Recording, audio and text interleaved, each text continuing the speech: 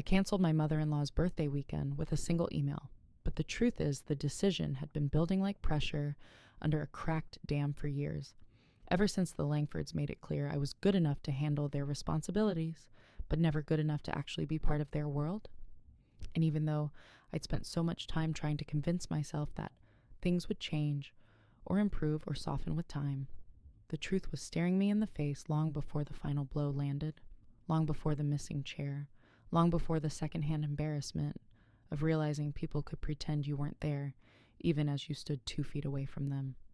It started small, as these things always do, with little comments from Evelyn about backgrounds and upbringing, subtle digs dressed as innocent questions, like when she asked during my engagement dinner, "Did your family ever host formal gatherings, or were they more casual people?"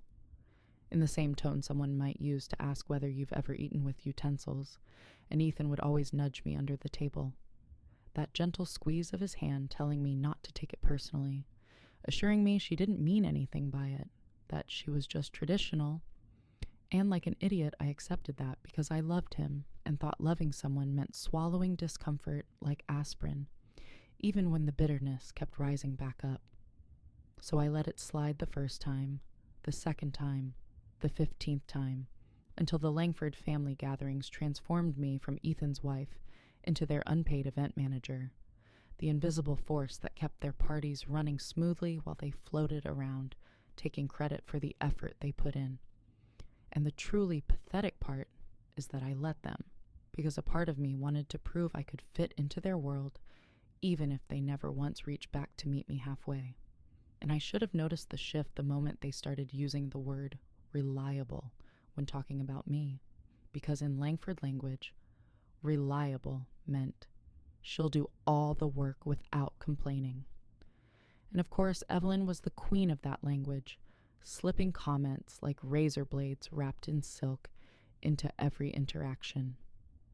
It became most obvious during the planning of her 65th birthday weekend, which she kept insisting would be small and tasteful, even though the budget alone could have funded a mid-size wedding. And naturally, the minute she announced her idea, Ethan glanced at me with that look that meant, "You've got this, right?" While his mother pretended to be humble, saying things like, "I just don't have the eye for these details like you do, dear," even though she never once acknowledged that every Langford event in the last 3 years had gone off flawlessly because I'd spent hours behind the scenes fixing her mistakes and smoothing over her disorganization. Still, I told myself it wasn't a big deal, that I could handle one more event, that doing this one last thing might finally earn me some respect or acknowledgement. But the universe loves to embarrass optimists, and the first major red flag hit when the resort confirmation landed in my inbox with every room listed, except mine. Because somehow the primary booking contact, a title I'd held for weeks until Evelyn decided otherwise, had instructed the hotel to register each room under a single Langford name, which would have been fine if someone had bothered to attach my name to my husband's reservation. But no. I found out in the most humiliating way possible that everyone had a place except me, and when I brought it up to Ethan, he shrugged it off with, "Babe, you're making this a bigger deal than it is," which was exactly what he always said whenever his family disrespected me, as if labeling my reactions as dramatic made the disrespect disappear. But I swallowed it again and kept planning because I thought maybe I was overreacting. Maybe it was just a clerical error. Maybe things really weren't as malicious as they seemed. But my hope evaporated the moment the seating chart for the formal dinner got changed behind my back. I had created a clean head table layout that included me directly next to Ethan, like any sane arrangement would. But 2 hours later, I received an updated PDF from the venue with my name quietly removed and the chairs rearranged to place me at a completely different table, a table with distant cousins I'd met exactly twice. And when I confronted Ethan, he winced and said, "Mom just thought it would be nice to mix things up," which was hilarious given the fact that Evelyn hated mixing things up, unless the mixing involved diluting me out of the main picture. The switch was so deliberate, so calculated, so smug that for the first time in years, something in me snapped, not loudly, but cleanly, like a bone that had been quietly fracturing under pressure, finally giving way. And I realized these people weren't going to suddenly wake up one day and decide I mattered. They weren't going to eventually treat me like family. They weren't going to stop using me as a convenient backstage crew member in the production of their perfect lives, because to them I wasn't a daughter-in-law, I wasn't a partner, I was a tool, something useful until it wasn't. And when I finally accepted that truth, the humiliation turned into clarity, and the clarity turned into resolve. So the morning of the event, while they were all getting dressed for the welcome dinner and Evelyn was prancing around in her timeless pearl set, I sat on the edge of the bathtub with my laptop balanced on my knees and sent the email that changed everything. Hello. Per instruction from the event coordinator on file, please cancel all remaining reservations, catering orders, venue bookings, and scheduled activities associated with the Langford group for this weekend. Kindly confirm once processed. Thank you. It took 11 minutes for the confirmations to hit my inbox, one after another like a row of dominoes collapsing with satisfying precision. And in that moment, for the first time since joining this family, I felt powerful, not petty, not emotional, not dramatic, but powerful, because I wasn't lashing out. I wasn't screaming. I wasn't ruining anything in the way they'd accuse me of. I was simply removing myself from the role they'd shoved me into, and if their entire celebration fell apart without me holding it up, that wasn't sabotage. That was proof. And I was still sitting quietly on the bathroom floor when the first frantic text from Ethan came through, asking why the resort had approached him about a missing credit authorization, and then another saying the caterer was canceling the weekend menu, and then a final one saying his mother was confused and concerned.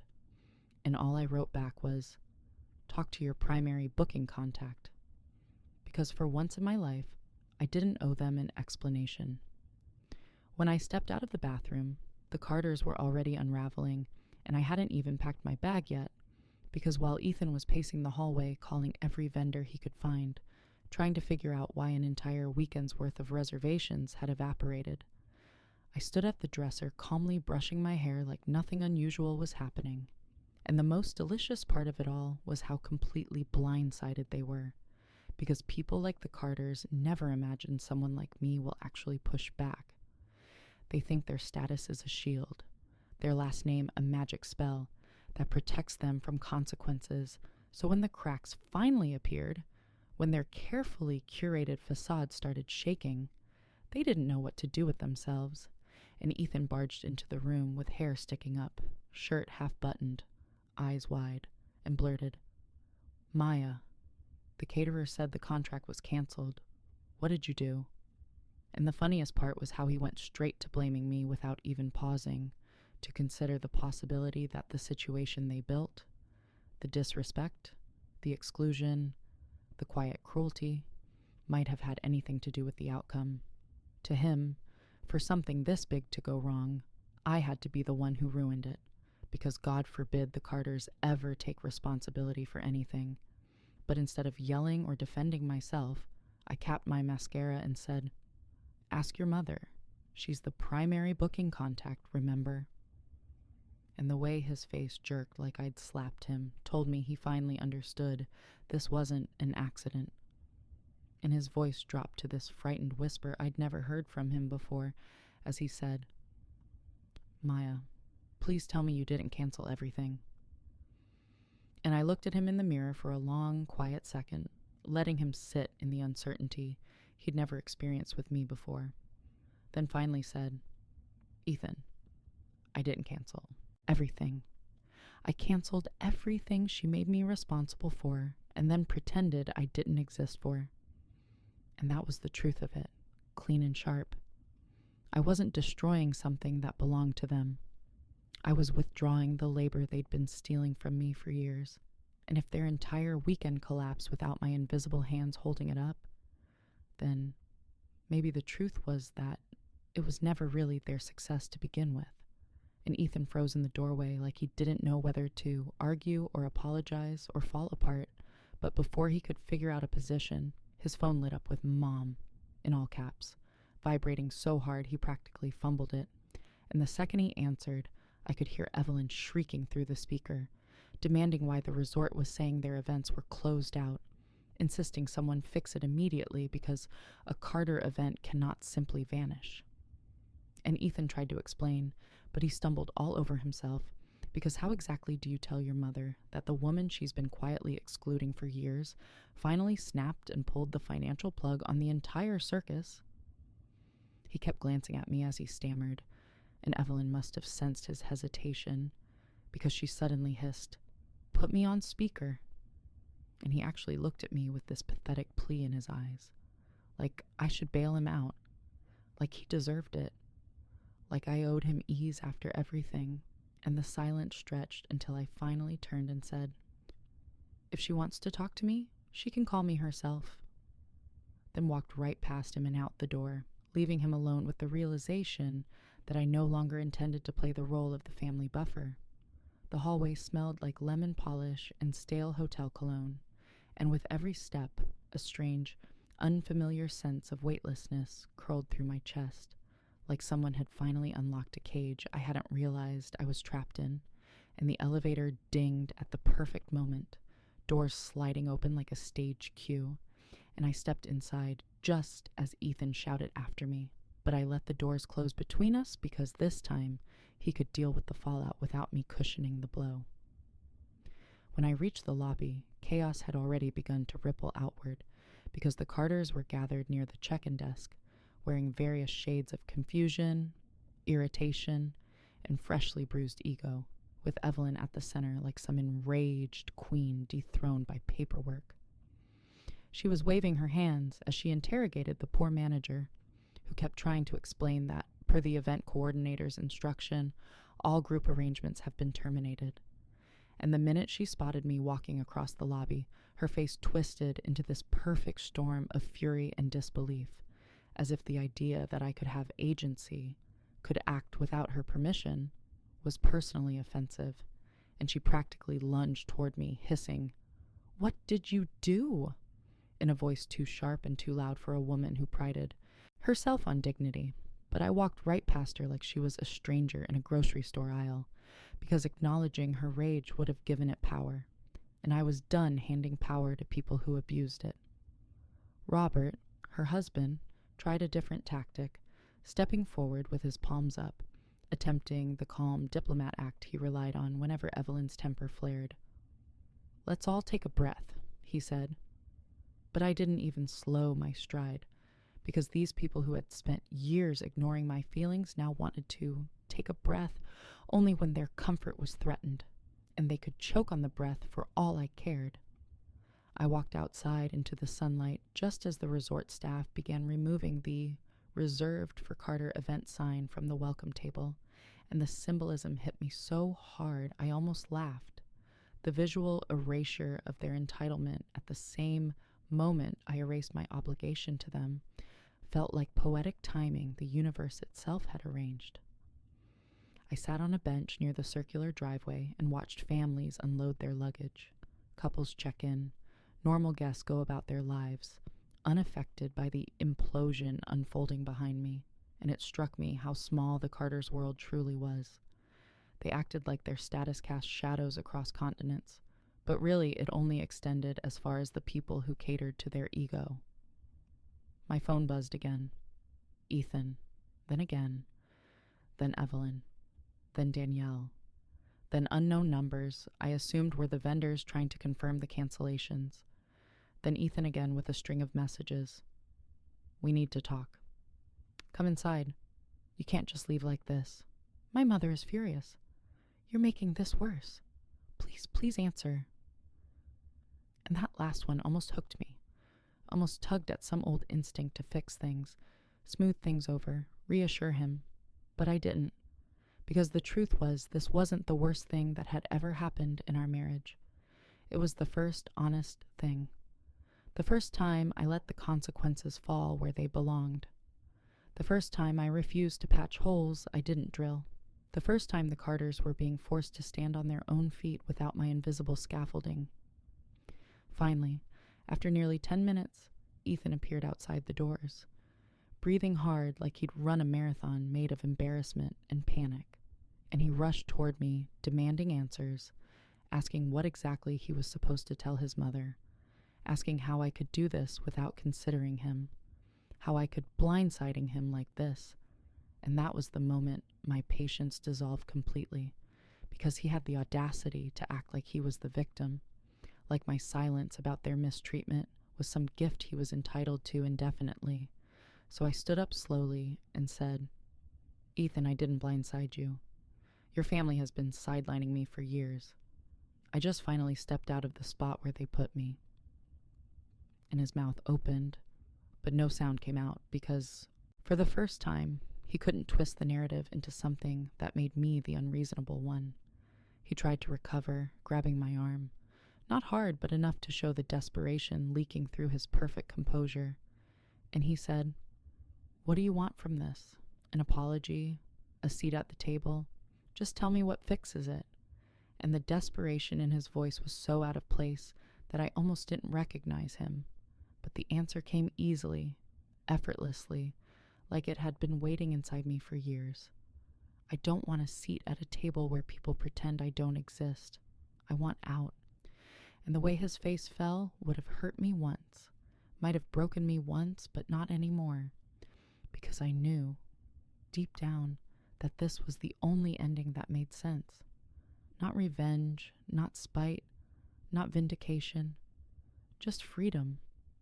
When Ethan finally realized I wasn't budging, that I wasn't going back into the resort with him to smooth things out, something in his expression shifted, not anger and not sadness exactly, but this stunned, hollow realization that the version of me he relied on, the version who swallowed disrespect, who patched over family disasters, who pretended things didn't hurt, was gone, replaced by someone he didn't recognize. And for a moment we just stood there in the driveway, the resort's fountain gurgling cheerfully behind us, like the world wasn't collapsing for him in real time. Then he whispered, "Maya, don't do this." And it amazed me how he still didn't understand that I wasn't the one doing anything, that the Carters had been building this outcome piece by piece with every exclusion, every shrug, every moment they treated me like a worker instead of a wife. And after all these years, this wasn't me doing something. This was them finally seeing the consequences of everything they'd already done. So I didn't argue. I didn't explain. I didn't cater to his panic. Instead, I said, "You should go back inside. Your family is waiting for you," and walked past him down the path that led toward the parking area, where the summer air felt clearer and less suffocating than it had in days. I could hear Ethan calling my name behind me, his footsteps quickening, but I didn't turn around because if I did, I risked getting sucked back into the cycle where I made myself small so they didn't feel uncomfortable, the cycle where I accepted their justifications and excuses, the cycle where Ethan was the bridge between me and the people who resented my existence. I kept walking until I reached the row of cars, stopping beside the rental SUV we'd driven up in, the one Ethan insisted we get, because it'll look better arriving together. And that irony wasn't lost on me. Appearance. Always appearance. Always the image of unity without the reality of it. And I leaned on the hood while Ethan slowed to a stop a few feet away, breathing hard, his eyes wide like someone watching their life veer off a cliff. "You're not leaving," he said, not as a question but a terrified assumption. And I shrugged lightly because technically I hadn't decided yet whether I was leaving right then or staying in a hotel nearby. All I knew was that I wasn't staying with them. "I'm not going back inside," I said, and the panic that washed over him made something inside me tighten. Not guilt, but this strange, detached sympathy for someone who had never once imagined an outcome where I chose myself instead of their family's comfort. And he ran a hand through his hair, muttering, "My mom's gonna lose it. She already thinks you're being unreasonable." And that sentence was such a perfect summary of the entire Carter dynamic. Her reaction was always the center, her comfort the priority, her feelings the foundation everything else had to be built around, that I almost laughed from the exhaustion of it all. "Your mom thinking I'm unreasonable isn't new," I replied. And Ethan flinched because we both knew it was true. Evelyn had labeled me dramatic the first time I didn't laugh at one of her backhanded comments. Sensitive the first time I asked her not to talk over me. Difficult the first time she didn't like a decision I made for my own wedding. And Ethan had always acted like those words were harmless, like they didn't dig trenches into my self-worth over time. "Maya," he said again, softer this time, "why are you doing this now?" And my mouth fell open from the sheer absurdity of the question. Now? As if this timing was random. As if the missing seat wasn't real. As if the constant sidelining wasn't real. As if the hotel booking screw-up wasn't real. As if the entire chain of small humiliations that led to this point hadn't been building for years. And something inside me broke loose. Not anger, not screaming, but a clarity so sharp it felt like stepping into cold water. "Because you made it easy," I said. "You made it easy to leave when you never made it feel like I belonged." He shook his head, desperate to deny it, but even he couldn't find the right words fast enough to fill the truth between us. He tried anyway. "My family loves you," he lied automatically, a line he'd been fed since the engagement, a line he never questioned, even as the Carters made sure their actions contradicted it every day of my life. "No," I said. "Your family loves using me." And for the first time, he didn't argue. Maybe because he couldn't. Maybe because he finally saw what had been obvious to me for years. Maybe because the scene inside, his mother demanding answers, his father cornering staff, his brother snapping at the concierge, Danielle trying to save face on Instagram stories, looked exactly like the image of entitlement the Carters spent their lives denying. We stood in silence for a few long seconds, and the weight of it settled on him harder than on me. He was realizing that the small fractures in our marriage weren't cracks anymore. They were chasms. Finally, Ethan stepped closer and said, "Look, can you just wait? Please, let's just go upstairs, talk in private, figure this out. You don't have to talk to them. Just talk to me." And the pleading in his voice would have gutted me once, would have made me fold myself into apology and accommodation, would have made me soothe him before acknowledging my own pain, but not today. Today I felt something stronger than fear or guilt. I felt done. "Ethan," I said quietly, "when you had the chance to defend me, you didn't. When they excluded me, you stayed silent. When I needed support, you said I was overreacting. And now that you're the one uncomfortable, you want me to fix it." He stared at me like my words were knives he didn't see coming. "That's not fair," he said weakly, and I almost snorted, because if fairness mattered to him, we wouldn't be standing here in the first place. "It's honest," I corrected. Somewhere behind us, a door slammed, and Evelyn's voice echoed across the driveway, calling Ethan's name like she was summoning a servant. He flinched so hard I saw it in his shoulders. That told me everything I needed to know. He wasn't torn between me and his family. He was trained, conditioned, controlled, a lifer in the Carter dynasty. I turned toward the SUV, opened the passenger door to grab my bag from the back seat, and he moved toward me like he thought he could stop me, but I held up a hand and said, "Don't." And he froze, because even he knew this was different. This wasn't a threat or a dramatic exit or a manipulation. This was a boundary, a real one, my first one. And boundaries are terrifying to people who benefit from you not having any. I pulled out my overnight bag.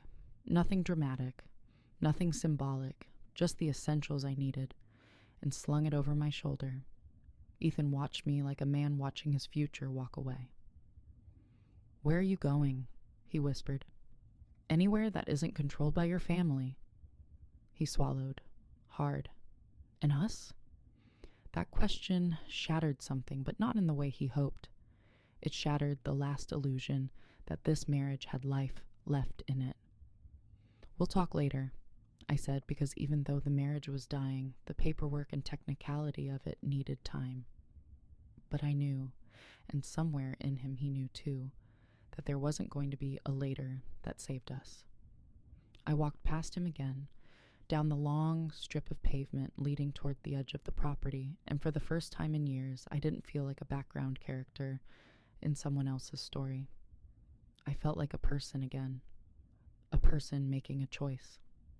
Behind me, I heard Evelyn's voice sharpen as she demanded, "Where is she going? Ethan, what is she doing?" And Ethan said nothing in response. Absolutely nothing. He didn't defend me. He didn't stop her. He didn't even turn around, just stood there, looking lost. And that told me everything I needed to know about the future of this marriage. The resort doors opened again, and I heard the event staff talking quietly about refund processing and contract termination filings. And it hit me how fast this place moved without me holding everything up. My cancellations had been final and absolute, and the Carters couldn't undo what they'd taken for granted. I followed the walkway to the edge of the property where the overlook faced the lake, the water glittering under the afternoon sun, boats drifting lazily across the surface, families laughing and living normal lives untouched by the emotional earthquake happening behind me. I sat on a low stone wall, exhaled slowly, and for the first time in years, the breath didn't feel tight in my chest. My phone buzzed again. Ethan, then Evelyn, then Danielle, then a random unknown number, probably the boathouse manager. I didn't open any of them. I just sat there and let the world move without me being responsible for any of it. The resort staff began taking down the Carter birthday weekend signage inside. Not a dramatic collapse, just quiet removal, the way you'd pack away decorations after a party that never happened. And as I watched the lake, I realized something incredibly simple, incredibly freeing. I didn't destroy anything today. I just stopped saving them. The hours after that confrontation stretched long and thin, but they didn't break me. If anything, they sharpened every part of my focus until I felt like I could see every crack in that family's facade and every lie they had been balancing on for years. And as I walked back toward the hotel's side entrance with the Rome night wrapping around me like armor, I felt that strange, steady calm settle over my shoulders again. A feeling I'd only ever gotten when I was running impossible events, and everything depended on me not flinching, even when the floor beneath my feet felt like it was about to give out. And in the silence of the hallway, I finally allowed myself to acknowledge what had been eating at me for months. The Carters had never once seen me as one of them, not even on the days they pretended to, not even when they used my skills, my contacts, my time, and my reputation to keep their own image polished.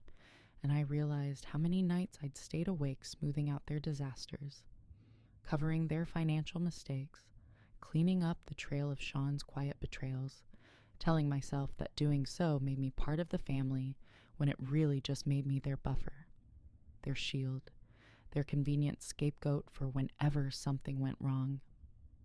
And now that I'd finally stopped cushioning their fall, I could hear the crash echoing all the way up the marble staircase as their world unraveled without me holding it together. But instead of guilt, all I felt was an almost frightening clarity. The version of me they had known was dead the moment they removed that chair from the dinner table, and the version walking into my hotel suite now was someone they didn't prepare for, someone who no longer cared about smoothing things over, someone who didn't need permission to walk away. I went straight to the desk, flipped open my laptop, and began backing up everything I had collected. Screenshots, bank statements, contracts, emails, the separation script, proof of their offshore transfers, organizing it all into clean folders, each one labeled with the cold precision of an autopsy report. And while the device hummed, I packed my suitcase with methodical movements, only the essentials, only what belonged to me, leaving behind every trace of the Carters that had ever made it into my luggage, including the silk scarf Eleanor gave me on our first Christmas together, the one she bragged about gifting as though it cemented my place in their dynasty, when really it had been a leash disguised as luxury. The hours bled into morning, and when the first sunlight hit the city, I left the suite without looking back, checked out early, and headed straight for a cafe down the street where I scheduled a flight home for that afternoon, knowing the Carters would be waking up any minute now to realize that their trip had collapsed entirely, that their week in Rome had turned into a cautionary tale, that the woman they thought they could exile quietly had outplayed them with their own playbook. I sipped an espresso in peace for the first time in days, scrolling through Sean's frantic messages until one caught my eye. Not for its content, but for its timing. A voicemail left at 4 a.m, his voice cracked and strained, whispering my name like he finally understood what he had lost. Not just his wife, but the last person who ever tried to shield him from the consequences of his own cowardice. And though I listened to the first few seconds, I shut it off before the apology line could begin, because I knew exactly how it would go. He would blame stress, blame his mother, blame confusion, blame anything except himself. By the time I took a taxi to the airport, my phone was vibrating with new messages from Melissa, then Richard, then the Carters' attorney, each more desperate than the last, trying to salvage the trip, salvage their image, salvage control. But every attempt only proved how deeply they underestimated me, how certain they were that I'd bend if they pushed hard enough, how little they understood that, the moment they tried to erase me from that table, they handed me the scissors to cut every tie without hesitation. When I finally boarded my flight, leaning back into the seat as the plane began to ascend, I felt something I hadn't felt in years, freedom, raw and startling, like stepping out into cold air after being trapped underground. I realized I didn't owe the Carters a single explanation, not one more compromise, not one more polite smile. And as the city shrank beneath me in the window, I made myself a promise, right there at 30,000 feet. I would build a life so far beyond their reach, so untouchable, that one day the Carter name would mean nothing more to me than a cautionary footnote in a story where I rebuilt everything they tried to take. The plane crossed into daylight, and with it came a surge of resolve. I was done with them, done with playing the accommodating wife, done stitching together the edges of a family that tore me apart. And by the time we touched down hours later, I already knew exactly how to move forward, exactly how to prepare for whatever fight they tried to drag me into, exactly how to ensure that the next chapter of my life would never involve begging for a seat at someone else's table again. Oliver didn't sleep that night, not even for a second, because every time he closed his eyes, he saw the Carters sitting in that dimly lit dining room, pretending nothing was wrong, laughing over someone else's pain like cruelty was their favorite appetizer, and whatever tiny part of him that used to want their approval had finally died. He woke up before the sun, showered in silence, and sat on the edge of the hotel bed with a notebook open on his knee, writing down every lie they had told, every manipulation, every small joke that was actually another blade pressed between his ribs. And by the time the morning light leaked past the curtains, he realized something ugly but freeing. He hadn't lost a family. He'd escaped a cult with better clothing. He left the hotel early, long before anyone else woke up, walking through the quiet streets with a sense of clarity he didn't trust yet. And for the first time in 5 years, he didn't feel like he was walking behind someone else's shadow.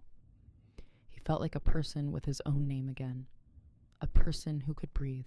That peace didn't last long, though, because his phone rang with Samuel's name flashing like a warning siren, and he ignored it at first. But when it rang again and again and again, he knew something was wrong, and when he finally answered, Samuel's voice wasn't angry or smug. It was unstable, cracked, desperate, which was more terrifying than rage ever was. "Oliver, you need to come back," Samuel said, and Oliver could hear muffled arguing behind him. Voices overlapping, chairs scraping, someone crying, and Samuel hissed through his teeth like the walls were collapsing around him. This isn't a joke anymore. My parents are losing it. Evelyn's threatening to call the police about you, interfering with family business. My father keeps saying you've destroyed everything, and my mother said she wants a restraining order. Oliver leaned against the cold stone wall of a small alleyway and just let himself breathe for a second, because the sheer delusion of it all was almost unbelievable. They sabotaged him for months, humiliated him, planned to gut him, financially, and now they acted like he was the threat because he'd finally hit back, because he'd stopped playing dead. Samuel, Oliver said calmly, I don't belong to them anymore. Whatever fallout they're drowning in, that's not my responsibility.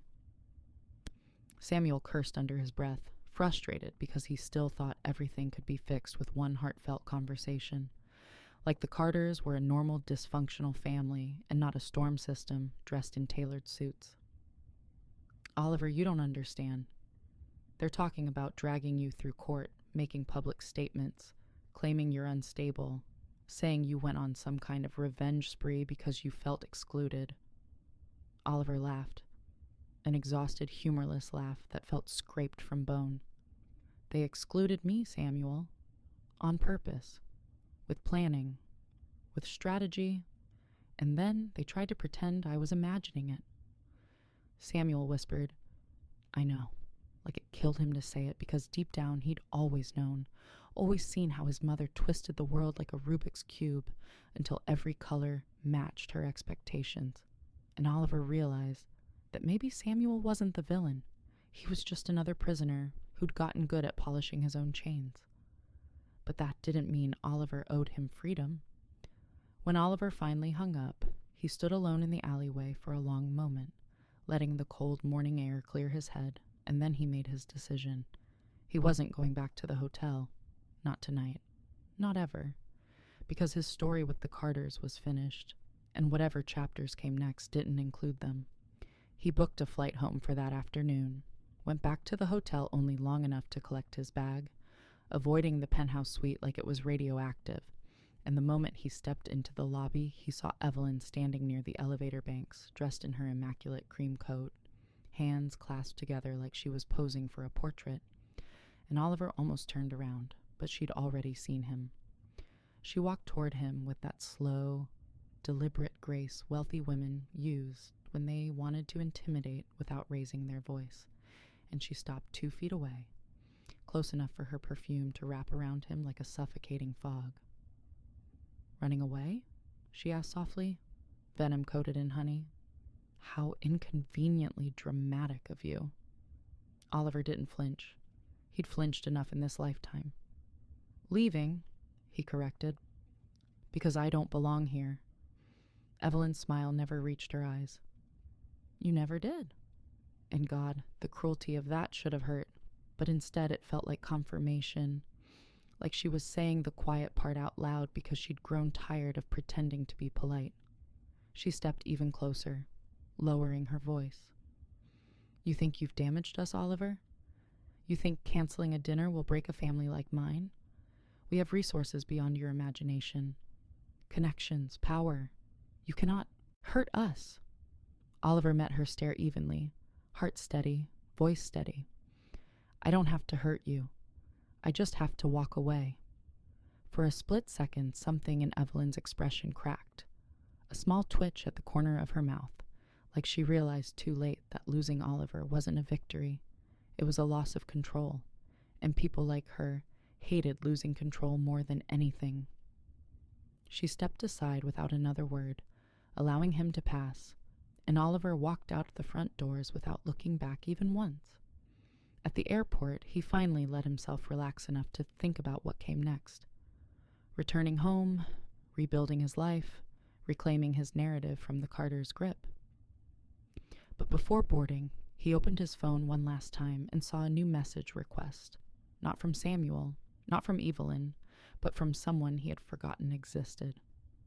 Amelia Carter, Samuel's cousin, the only member of the family who ever treated him like a human being instead of an accessory. Her message was short. You did the right thing.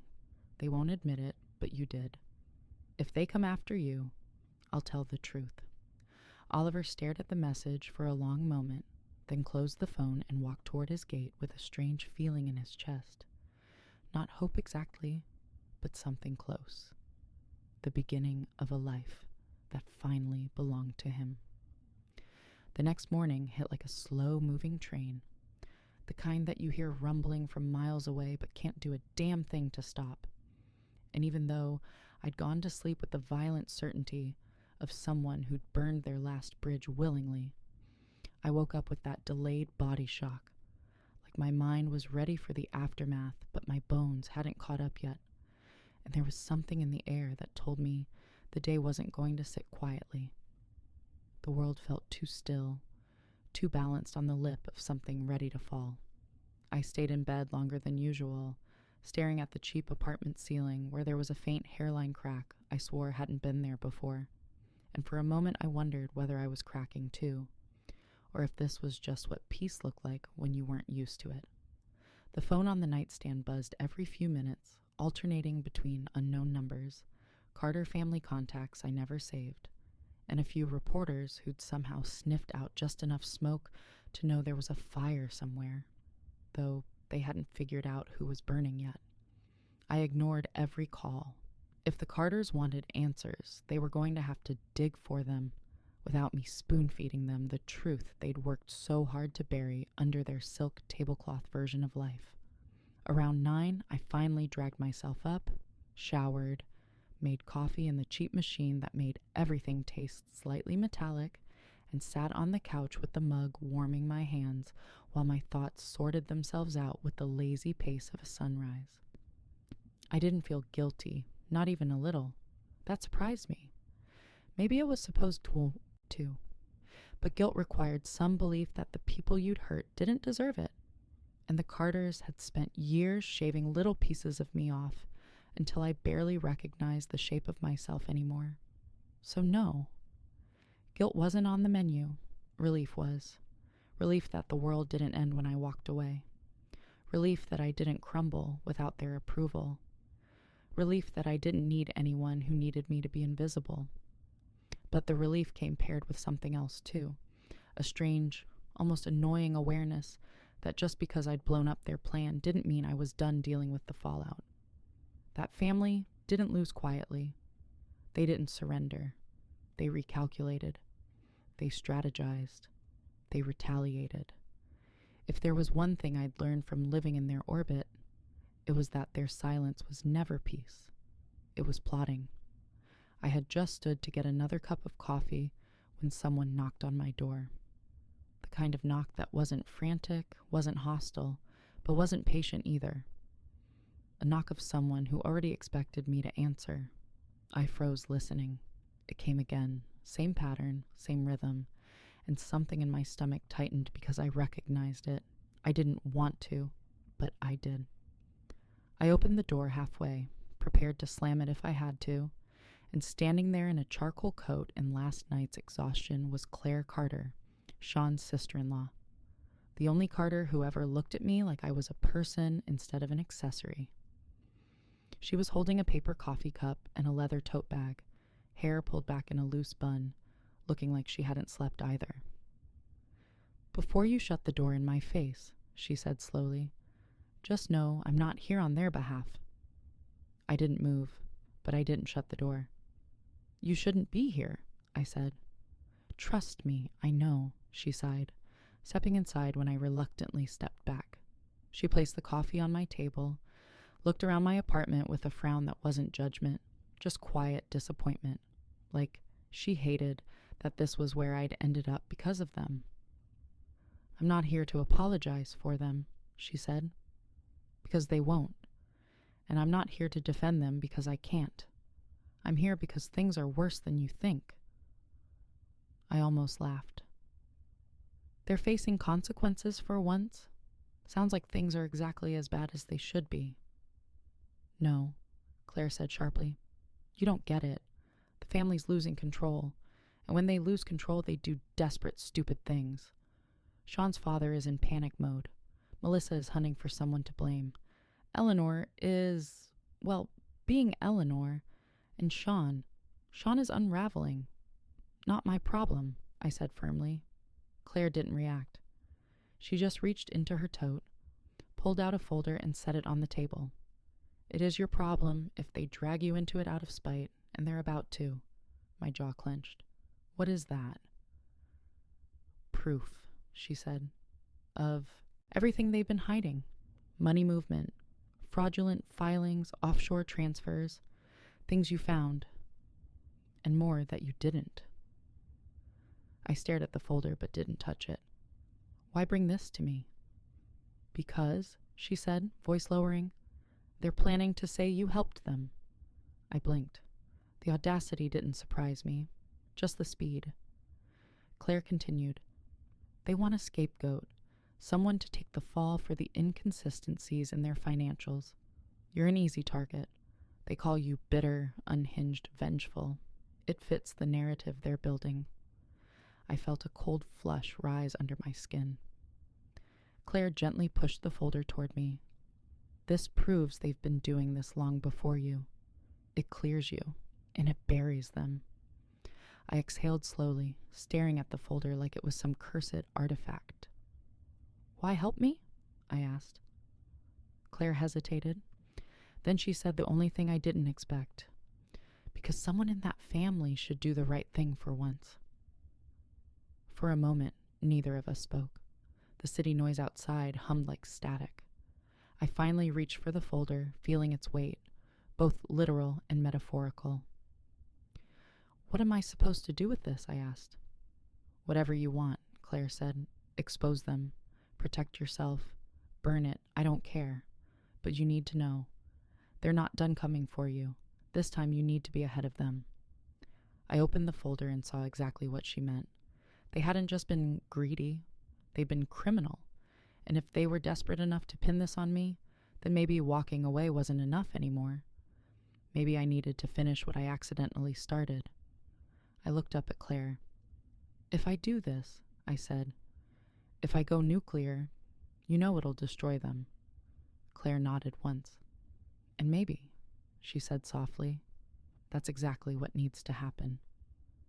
For a long moment after Claire's words sank in, all I could hear was my own pulse thudding in my ears, a slow, heavy realization that everything I'd been trying to walk away from was circling back, like a boomerang I never threw. And the worst part was that I wasn't even surprised. Of course the Carters would twist the narrative into something that made them the victims.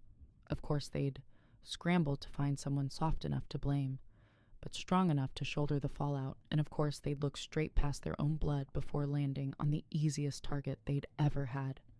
Me, the woman they'd never considered family, the one they thought would fold if they pressed hard enough. I closed the folder gently, like it might detonate if handled wrong, and the weight of everything inside it felt like a line being drawn in real time, a before and after moment I couldn't unknow. Claire watched me with this strange mixture of worry and resolve, as if she already knew what decision was forming in my head before I even let myself acknowledge it. They think you'll run, she said quietly, settling on my couch like she needed to lower the gravity of the room. They think you'll hide or panic or disappear. They're counting on you doing the emotional thing instead of the strategic thing. I let out a slow breath, rubbing my thumb along the folder's edge. They don't know me at all, I said, surprised by how steady my voice came out. Claire gave a humorless laugh. They've never tried to, she said. They only knew the version of you they could use. I sat with that for a moment, letting it sink like an anchor into water that had been too shallow for too long. So what now? I asked, even though part of me already knew. Claire crossed her legs, leaning forward slightly. Now, she said, you decide if you want to protect yourself quietly or bury them publicly. For the first time since meeting the Carters, someone spoke to me like I had actual power. It was disorienting, thrilling, and terrifying all at once. I stood and paced toward the window, staring out at the gray morning light bleeding through the trees and casting long, tired shadows on the street. If I go public, I said slowly, It won't just hurt them. It'll obliterate them. Their business, their reputation, their little curated empire, everything. Claire nodded, not flinching. Yes, that's why they're preparing to blame you first. I swallowed hard. The Carters weren't just wealthy, they were connected. They had friends on boards, committees, investment groups, charity foundations. Money wasn't their only weapon. Influence was. And if they were already crafting the story that I'd been involved in their fraudulent filings, that I'd helped misplace funds, that I'd sabotaged them financially long before I sabotaged their precious birthday weekend, then allowing them to get ahead of the narrative would destroy me long before it destroyed them. You don't have to decide today, Claire murmured, but I shook my head before she even finished. Yes, I said. I do. She looked up, eyes widening slightly. I pressed both palms on the counter, grounding myself in the cold laminate as the truth crystallized. Walking away wasn't enough. They wouldn't let me. The Carters weren't the kind of people who allowed other people to have the last word. They'd rewrite history before letting reality paint them as villains, and I wasn't going to spend the next decade looking over my shoulder while they sharpened knives in the dark. If they wanted to drag me into the fire, they were going to burn with me. I need a lawyer, I said finally, turning back toward Claire. She exhaled like she'd been holding her breath since she walked into my apartment. I already know someone, she said, standing. Someone who won't fold under pressure. Someone who isn't intimidated by the Carters. Figure she'd come prepared. Maybe she knew me better than I realized. She pulled a card from her tote and placed it on the table next to the folder. Call him, she said. Give him everything. Let him tell you the best way to move. I stared at the simple white card, just a name and a number embossed in black ink. Nothing flashy, but something about it felt lethal. Claire headed toward the door, but before she opened it, she paused and turned back, her expression softer than I'd ever seen it. Maya, she said, what they did to you was real. What they're trying to do to you now is worse.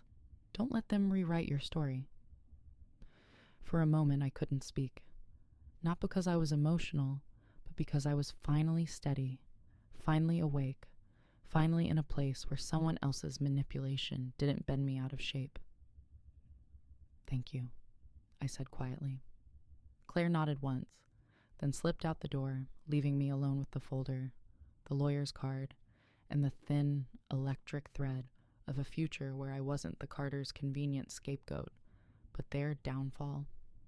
I stood there for a while, listening to the hum of cheap apartment lights, the faint murmur of traffic outside, the distant bark of a dog in someone's backyard. And then I sat down slowly, opened the folder again, and understood the full magnitude of what Claire had given me. Evidence of things that could topple an entire family tree. Fraudulence disguised as philanthropy. Money funneled through shell charities. Investments falsified for tax breaks. Offshore accounts under names I didn't recognize. They weren't just wealthy. They were corrupt. And if they were willing to throw me under the bus to cover their tracks, I wasn't just justified in exposing them. I'd be stupid not to. Something inside me hardened into resolve, a clean, razor-sharp certainty. You want to play games? I whispered to no one, eyes scanning the documents. Fine, let's play. Because the truth was simple. I hadn't started this war, but I damn well was going to finish it. For a long moment, I just sat there, with the folder open on my lap, like it was some kind of detonator I wasn't sure I was ready to push. Every page a fuse leading straight back into the Carter estate, winding through every marble hallway and antique rug and curated piece of their pristine image. Each document another inch of rope they'd been tying around their own necks without realizing it. And the longer I read, the more my shock dissolved into a slow, simmering disbelief at how deep this actually went. Because what I'd uncovered before all of this, back when I was still naive enough to think the worst thing they were guilty of was disrespect, was barely the surface of what they'd been hiding. This wasn't just sloppy bookkeeping or rich people shortcuts. It was layered, intentional deception built over years, with signatures forged so cleanly I almost missed them. Dates adjusted so subtly that only someone with a reason to double-check would catch it, and offshore accounts set up in a way that practically guaranteed deniability unless you had the exact trail Claire had just dropped in my living room.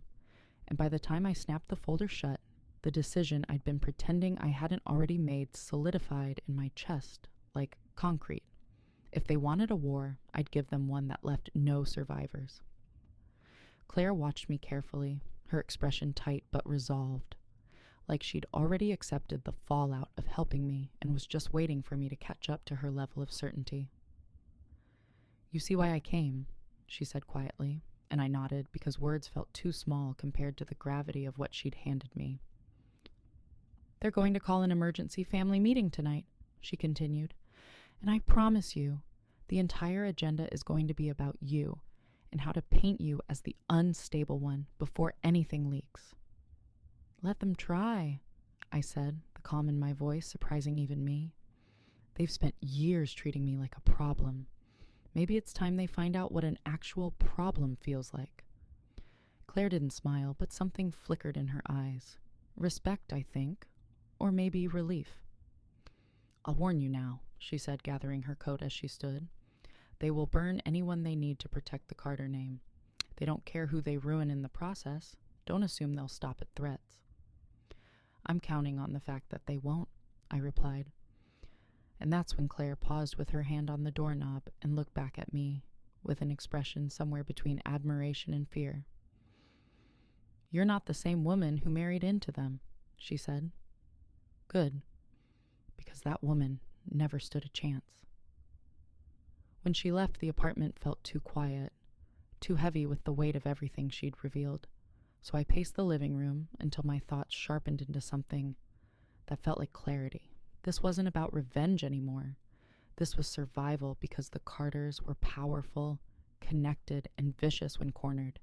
And if they were already preparing to drag my name through the mud, I needed to make sure I had an arsenal ready long before they launched their first strike.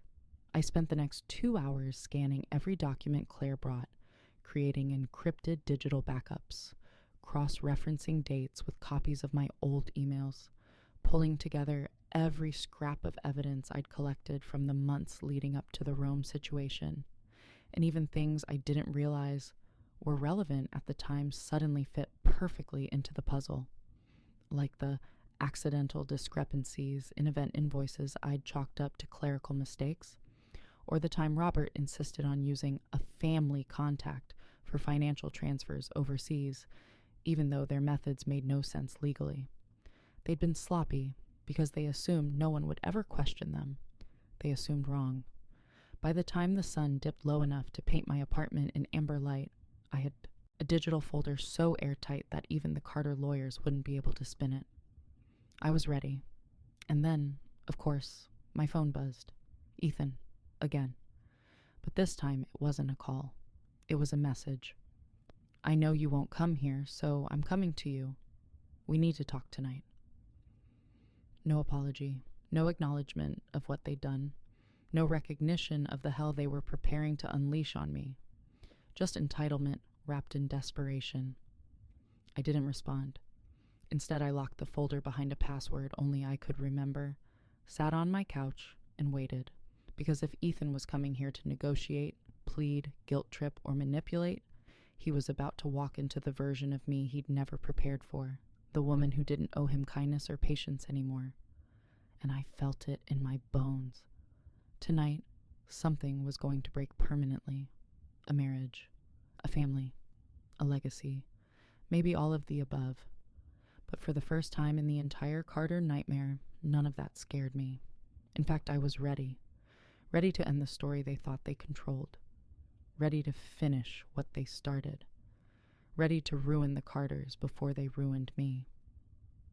I didn't sleep that night. Not even for a second. Not even in the accidental way your body sometimes knocks out after too much emotional static.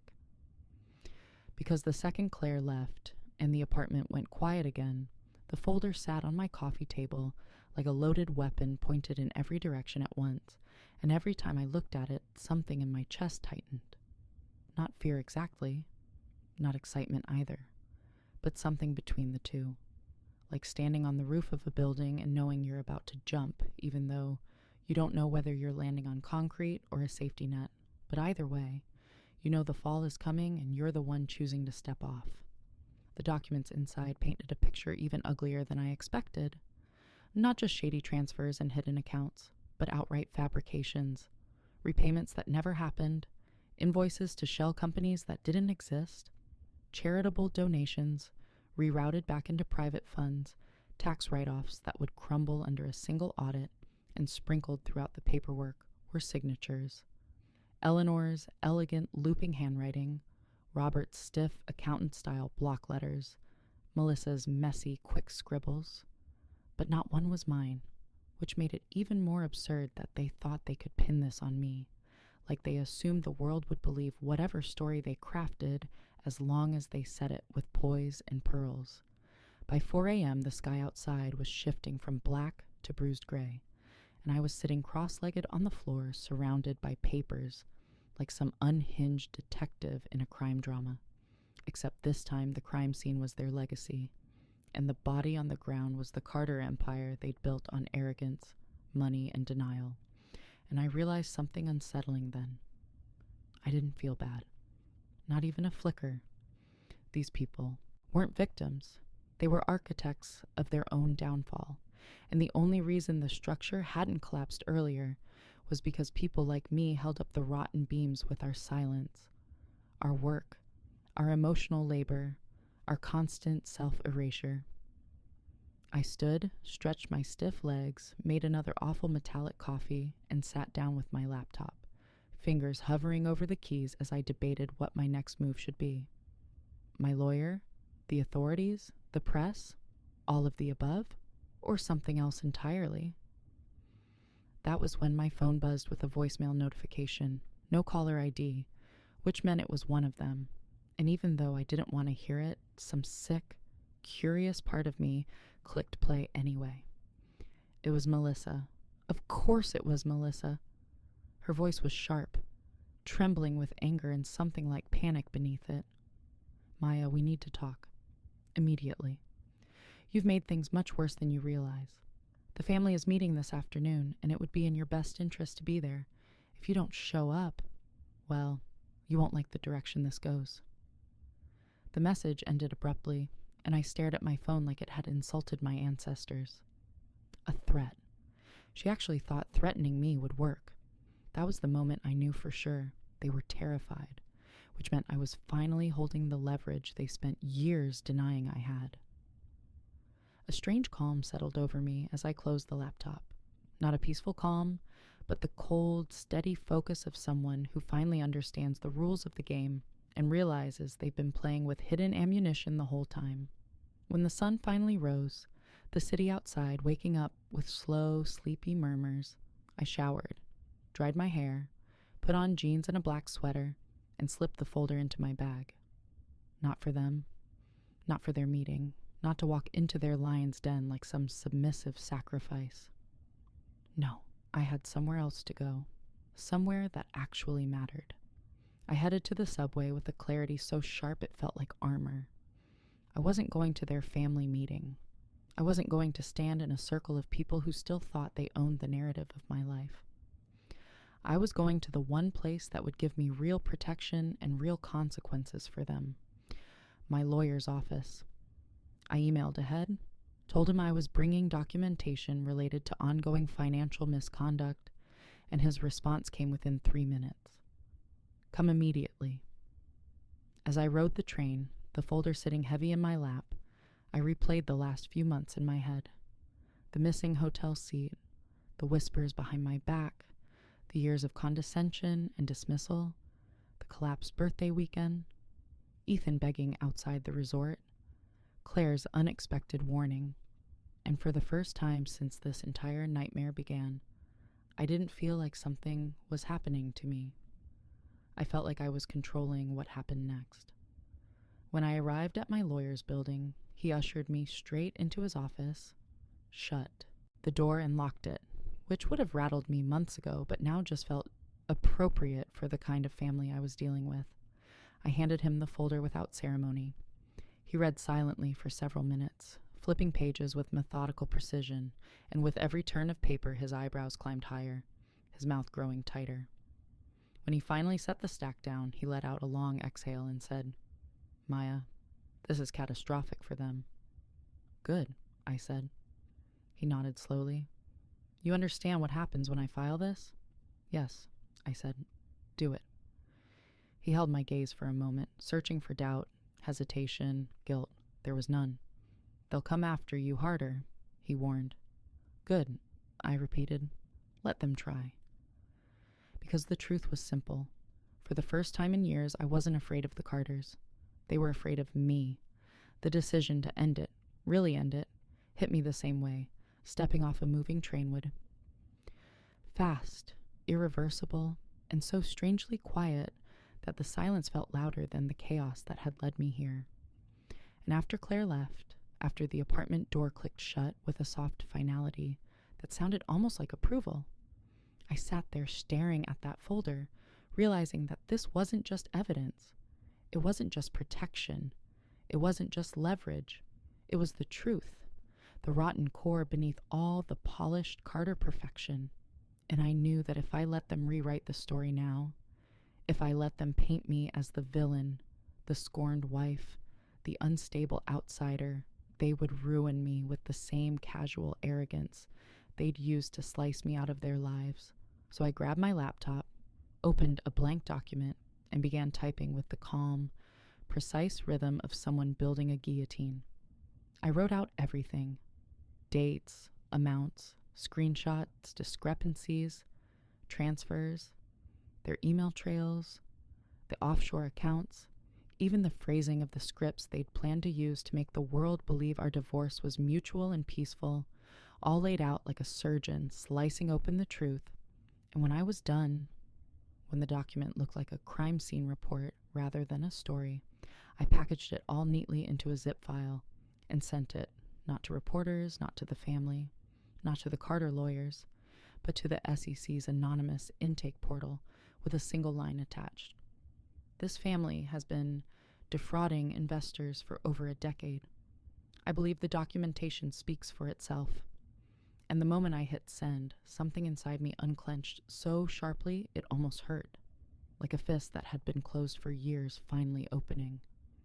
And I expected fear, expected guilt, expected shaking hands or second thoughts, but none of it came.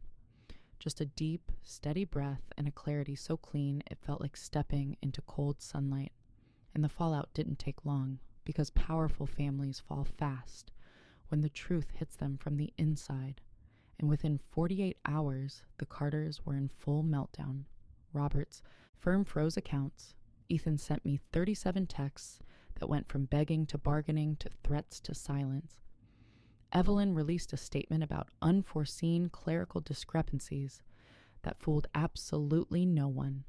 And Melissa tried to imply on social media that I hacked something, which only made people start digging harder.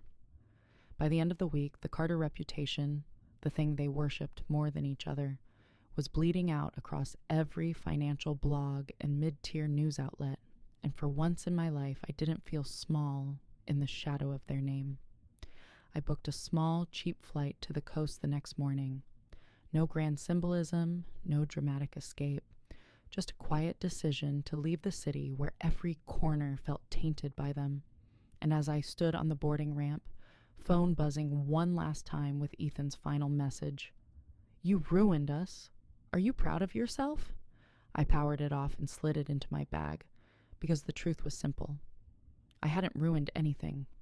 They had built their empire on lies and expected me to hold the beams in place forever, and all I did was step aside and let gravity do its job. The plane lifted into the sky, the city shrinking below me until it became nothing more than a pattern of lights and roads, and I leaned back in the seat with a calm I hadn't felt in years, a calm that whispered that this was the ending I'd been crawling toward without realizing it. Not revenge, not victory, not destruction, just freedom, unglamorous and quiet and mine. And somewhere above the clouds, in that thin, perfect air where everything feels a little bit possible, I finally allowed myself to imagine a life that wasn't built around surviving the Carters, a life where I wasn't the planner, the fixer, the silent achiever, the invisible backbone, but simply a person with her own story, her own choices, her own name. And with that thought, that simple, fragile thought, I closed my eyes and let the past fall away, like the weight I never should have been carrying alone.